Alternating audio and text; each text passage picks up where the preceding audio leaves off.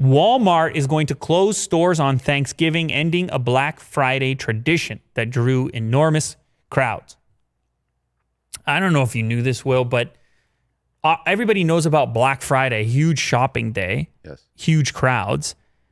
But in recent history here, Walmart's been opening a bit earlier, like on Thanksgiving Day, to let people scope out the deals. You could see the deals behind a kind of barrier that you could then get on Black Friday. You could just prepare yourself in advance, hang out at the store a little earlier.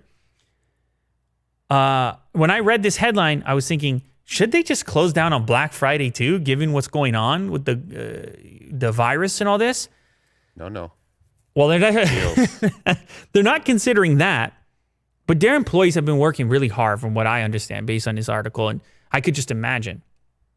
I mean, The trauma. it's tough out there in 2020 to be working at a Walmart, dealing with these crowds and all the rest of it.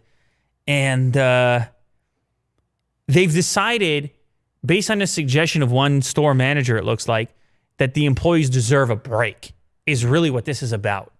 And Thanksgiving is a big holiday, an important holiday, a chance to spend time with family. And they just said, look, we just want to give the employees a day off, which is what this is really about. But honestly, I read this headline and I was like, I know people really love Black Friday, but do you really look at this picture? Do you want to be in this situation in 2020? I don't think you do. But it remains to be seen. Can't we just do it online, or no, we can't do it online? Yeah, they can do it online. I feel like we can do it online. All digital.